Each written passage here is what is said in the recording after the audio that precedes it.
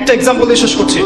অবস্থা এমন এবং অবস্থা হতে পারে এমন, আপনাদের সাগরের পাড়ে চোরাবালি আছে, মনে করেন একটা দেহ চোরাবালিতে পড়ে গেছে, এখন প্রথমে তার টাকলু পর্যন্ত ডুবে গেছে, এখন সে নড়াচড়া করছে এখান থেকে বের হওয়ার জন্য। আশপাশে অনেক মানুষ, এই মানুষগুলো বলছে নড়াচড়া করো না, নড়াচড়া করো না, যদি নড়াচড়া করো তাহলে আরো ডুবে যাবে। কথা বুঝতে পারছেন? সে নড়াচড়া করা বন্ধ করে দিল এবং আশপাশের মানুষ তার হাত ধরে তাকে টেনে তুললো না, বরং আশপাশের মানুষ তাকিয়ে তাকিয়ে একটা তামাশা দেখলো এবং তাকে বললো নড়াচড়া করো না। সে নড়াচড়া করলো না। কিছুক্ষণ পরে আস্তে আস্তে আস্তে আস্তে তার হাঁটু পর্যন্ত ডুবে গেল। অটোমেটিকলি নড়াচড়া না করলেও তো ডুবে না? ডুবে গেল হাঁটু পর্যন্ত। এবার সে ছটফট করছে, আরো বেশি বের হতে হবে আমাকে।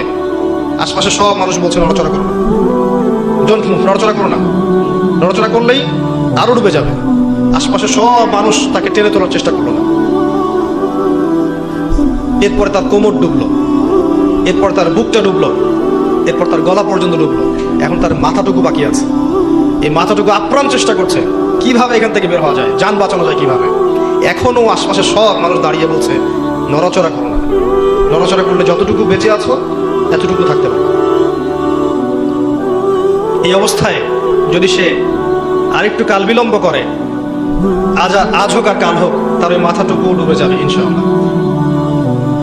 এই হচ্ছে বর্তমান পরিস্থিতিতে মুসলিমদের অবস্থা। কে ওই দেহটাকে টেনে বের করবে? কাদের এই হিম্মত আছে?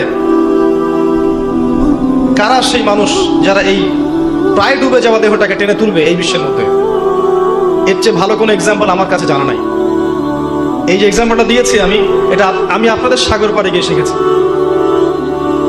আমার কাছে নিজেকে মনে হচ্ছিল এমন যে আমার অবস্থা হয়তো এমন।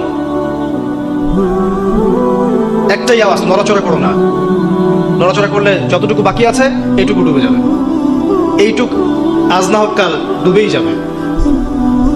যদি শুরু থেকে নড়াচড়া করতো এবং শুরু থেকে সবাই যদি তাকে হেল্প করতো এবং তাকে টেনে তোলার চেষ্টা করতো, আজকে ওই উম্মার অবস্থা এমন হতো না।